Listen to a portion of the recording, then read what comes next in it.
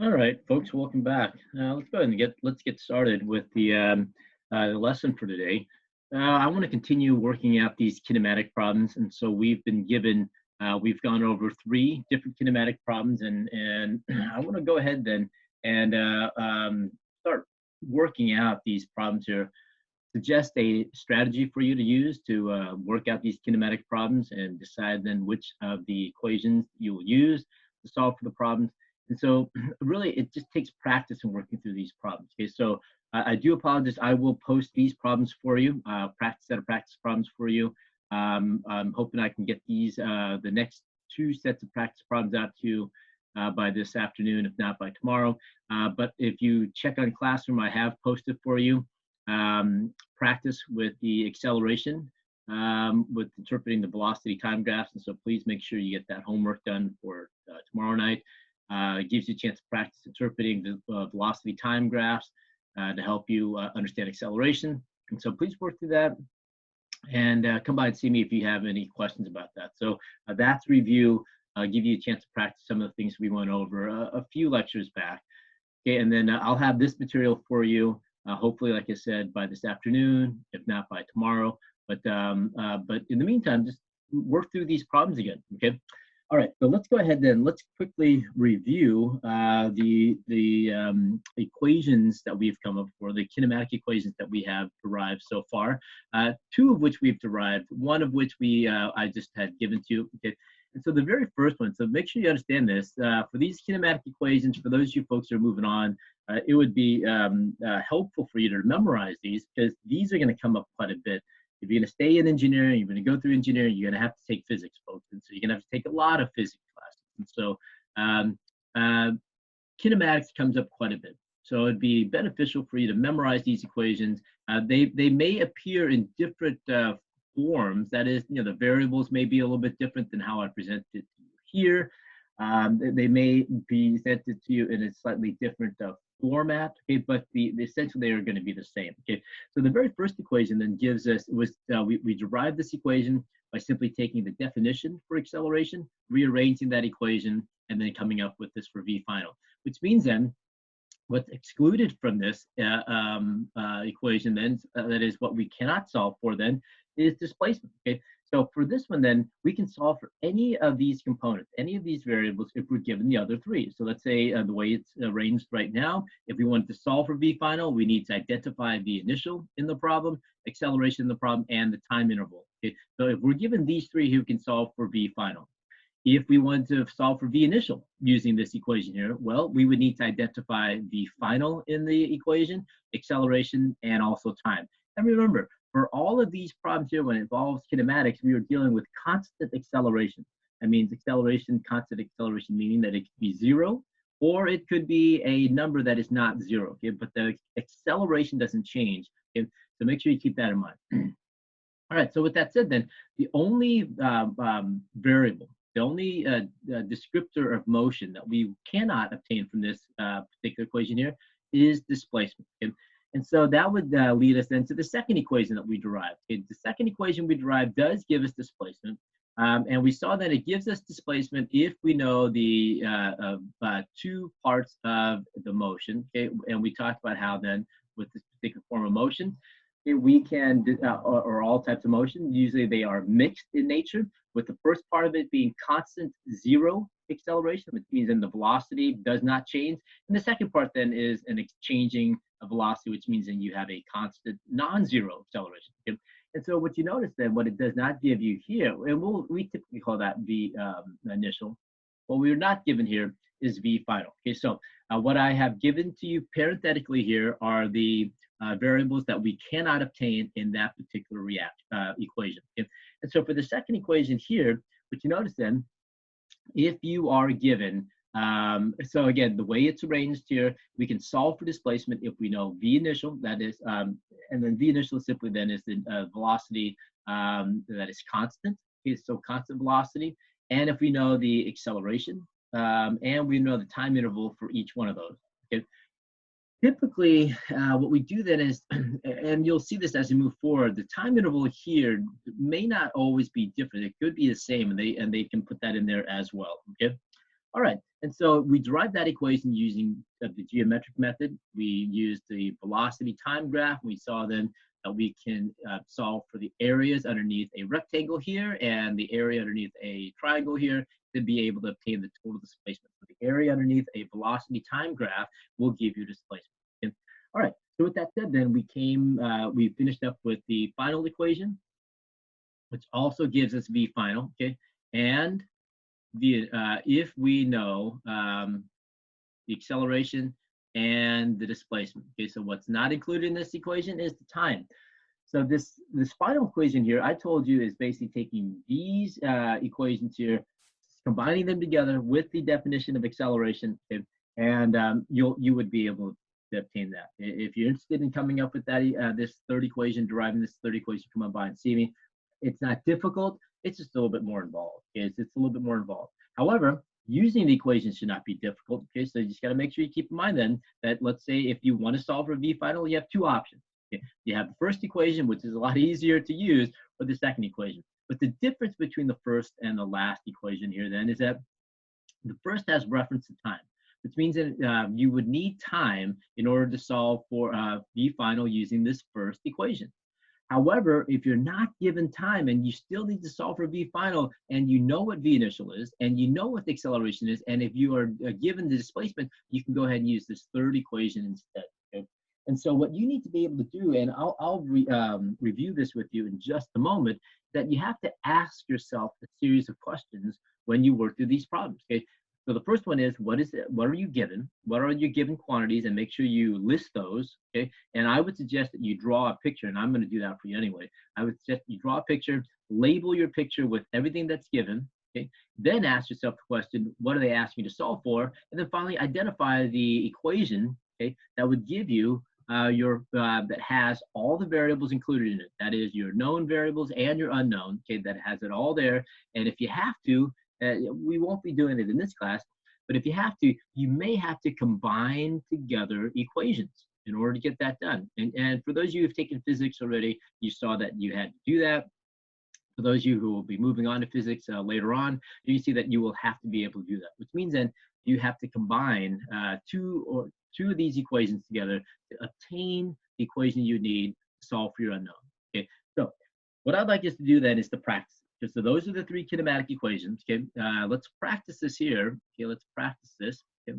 And gain some familiarity in how to solve for the problems. Okay, so first thing we want to do, let's read the problem. Okay, let's read the problem, and I want to go ahead and do this here. Okay, and let's identify what we're given. All right, so we're given this here. Okay, if you notice then, this is in units of kilometers per hour, which means that it is a speed. This is a velocity. So what we're given here is a velocity. Okay, so whether it's V final, V initial, we don't quite know yet. Let's go ahead and continue and read it on, and we'll make that determination in just a moment. Okay, so a bus traveling at 30 kilometers per hour speeds up at a constant rate of 3.50 meters per second squared. So if you notice here, this is a acceleration. So we were given an acceleration that is non-zero. So this is your acceleration, okay, and that's 3.5 meters per second squared. Okay, and then finally, then we are given reference to a time here, which is 6.8 seconds. Okay, so we'll go ahead and write that in. Time here is 6.8 seconds. Okay, and so what are they asking us to solve for? They're asking us to solve for a velocity. Okay, so which means then, folks, let's go ahead and take a look at this. This must be the initial velocity. Okay, this is the initial velocity because they're asking us for some final velocity at the end of the path, end of this motion, okay, of this time interval here. So there it is. We've identified what we know. Okay, so what is given to us is initial velocity, an acceleration, and a time. Okay, and we're solving then for V final. Okay, so what I would like to do then, okay, so hopefully you have that. Okay, then what we're gonna do then is I'm gonna draw this picture out. Let's go ahead then and let's work this problem out. Okay, so what I would always do then is I would always start out with a simple drawing. Okay, let's go ahead and do our simple drawing. Okay. All right, so there is our vehicle, mass M, moving in the positive x direction. Okay.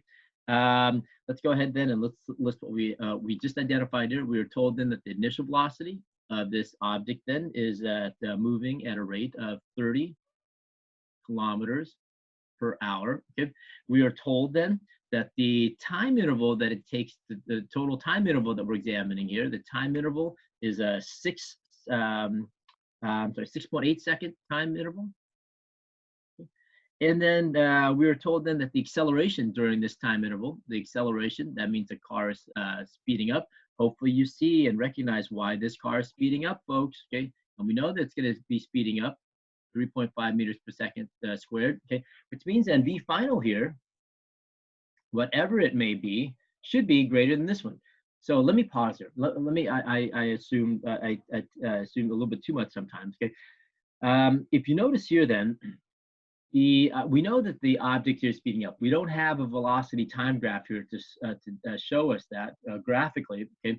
But we do know that it's speeding up here. Why? Because the acceleration here is positive and the velocity is positive as well. Both of these have the same sign. So we know then that this object is speeding up, which means then at the end of the 6.8 seconds, whatever this V final is, it's going to be greater than that V initial, okay?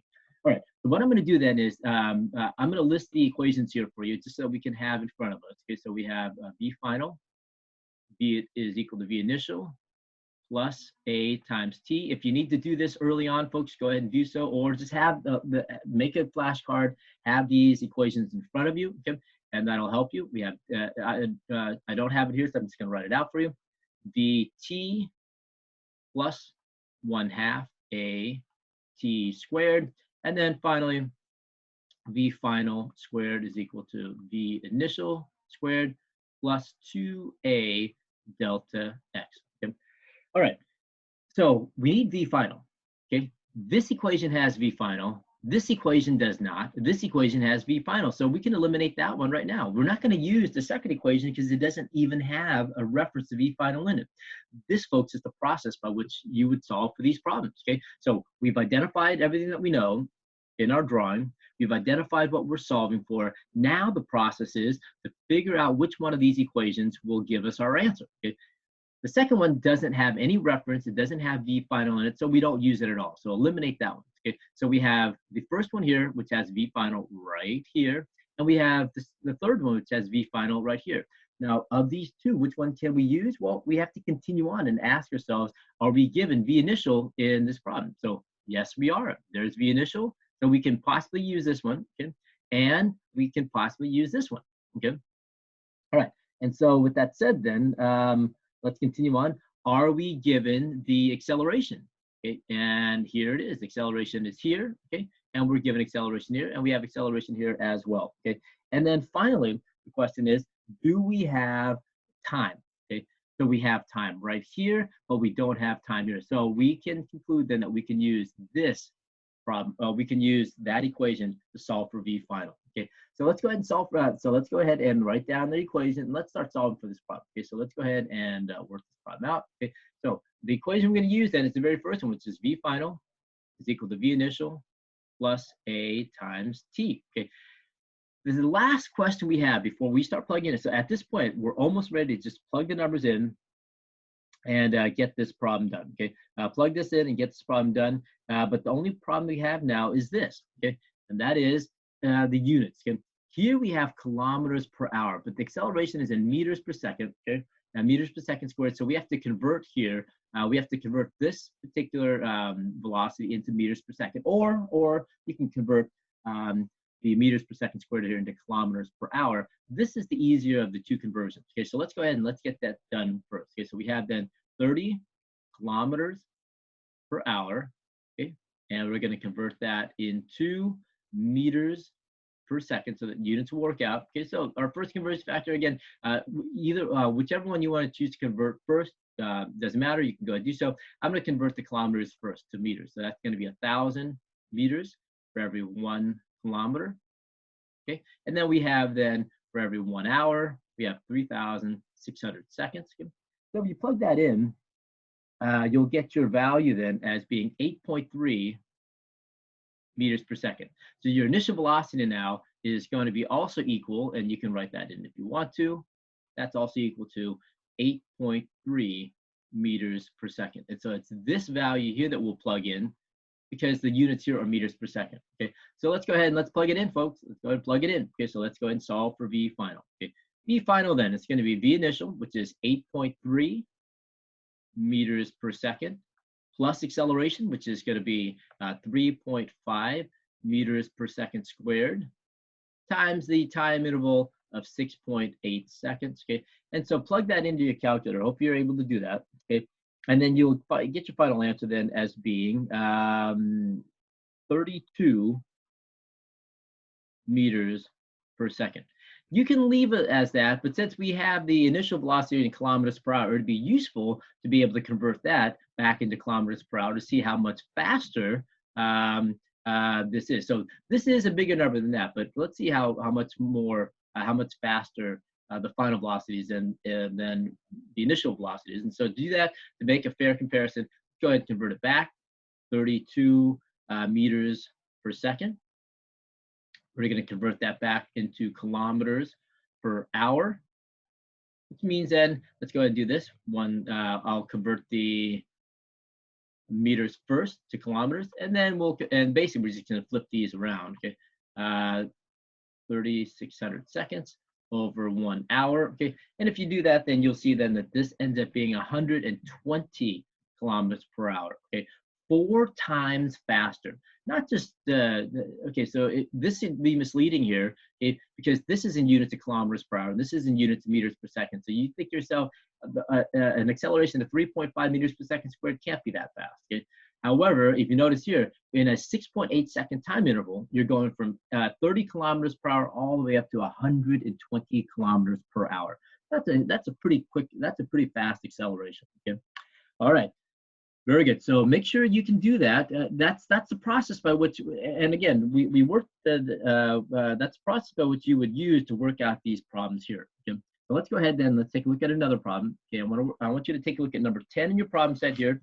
Please work this problem out, and then we'll work it out together. So use the same technique that we used just now. Okay. So work that problem out, and take about 5 minutes to work it out, and then we will work this problem out together. Okay. Go ahead and let's get that done. All right, let's go ahead and let's see what, let's go through and let's do what I pointed out to you first. Let's go and identify what we are given in this problem. Okay, so first of all, we are given this right here, this rate right here, which is 2.5 meters per second, and it identifies it for you as a velocity. Okay, so whether it's the final velocity or initial velocity, we don't know yet, but we know there is a velocity. Let's continue reading to figure out then which velocity this is. Okay, all right, so next one. The acceleration then, constant acceleration. So what we were given here is an acceleration. So we were given an acceleration at this point here. So we have an acceleration of 0.10 meters per second squared. So we are given an acceleration as well. Okay, and then let's continue on. How fast will she be jogging when she has moved 10 meters? Okay, so we were given one more value here. Okay. And if you recognize them based on the unit, this is going to be our displacement, okay, of 10 meters. Okay, and so what are we being asked to solve for? How fast? Okay, so we're asked to solve for how fast, which means then this must be a velocity, and so we're being asked to solve for the final velocity, which means then this must be the initial velocity. Okay, all right. Hopefully you can do that. I mean, based on the units alone, use the units to help you decide on what you're given, okay? And then from there, then read the question to determine then what you have to solve for. Okay, so make sure you have that written down, okay? And so let's go ahead then, and the next step then is what like I'd suggest, let's go ahead and draw our simple picture here, okay? Let's draw our simple picture, okay? And let's use that to help us solve for this problem. Okay, so there is our jogger, of mass m. She jogs in a, let's say, positive x direction. Again, this is all arbitrary, positive x direction. Let's label what we just saw. Okay, so we were told then that initially he is jogging at a rate of 2.50 meters per second. Okay, we are told then that she moves this time. This time it's not a total time, but we are told then that she moves for a total distance of let me see, 10 meters. Okay, so we'll write that in. And we were also told then that as she moves this distance here, she accelerates from this initial velocity to some final velocity, but the rate of acceleration is going to be 0.10 0.10 meters per second squared. And we were asked to solve for V final here. Okay. All right. So again, let's write down the and let's go through the process here. And at some point, hopefully, like I said, you don't have to write. I hope you're not writing out these equations each time, but it may help you. Okay. All right. Let's go ahead and list the equations that you may need. Okay. V final, V initial plus A times T. Okay. Second equation then it's going to be delta X. It's going to be equal to V T plus 1/2 A T squared. Okay. And then finally, then we have then V final squared is equal to V initial squared plus 2A delta X. Okay. All right. So let's go ahead then. We're solving for V final. Again, second equation doesn't give us V final. Eliminate that one. Okay. All right. We have a choice between two equations then. We have the first one and the third one. Let's go ahead and decide which one we need. We will decide that based on what we were given. Okay. So both of these give us V final, but in both of these here, okay, do we need V initial? So are we given V initial in the problem? Yes, V initial is given right here. So as at this point, we can still use both of these. Okay. All right. Continuing on then. To use both of these here, we need an acceleration. Okay. Do they give us the acceleration? Yes, right there. So we have acceleration. So at this point, again, we can use 1 and 3 to solve for V final. Finally, to use number 1 here to solve for V final, we need the time. And are we given the time in this problem? The answer here is no. And since we are not given time, we can't solve for V final using the first equation. We are left then with using this equation here, and this is the one we will use to solve for this problem. Okay, so let's go ahead then and use that. Okay, and let's go ahead and write that down.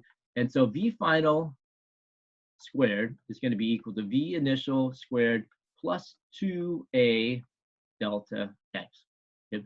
All right, so with that said then, we want to solve for V final. This equation gives us V final squared. So we have to simplify this equation in order to get V final all by itself. And this is pretty simple. So we're going to go ahead and take the square root of both sides. Let's go ahead and take the square root of both sides, which gives us then V final. It's going to be equal to the square root of V initial squared plus 2A delta X. And that is the equation we're going to use.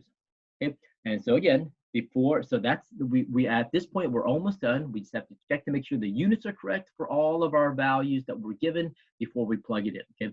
All right.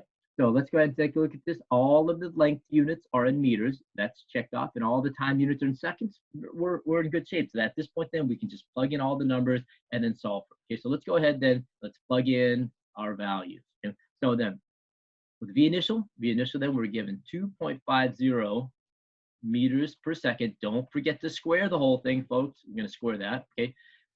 Times 2. Acceleration is 0.10 meters per second squared. Okay. We don't square that. Okay. And then the displacement then is 10 meters. We'll plug that in as 10 meters. Okay. All right.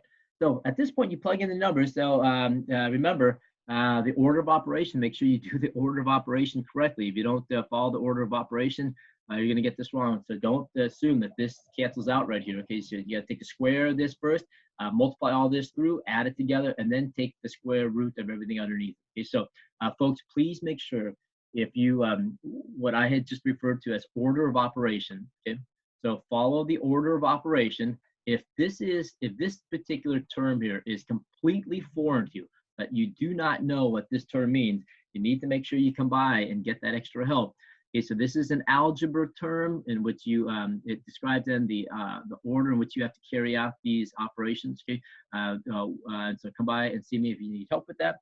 But if you carry this out correctly, you should end up with your final answer as being 2.9 meters per second.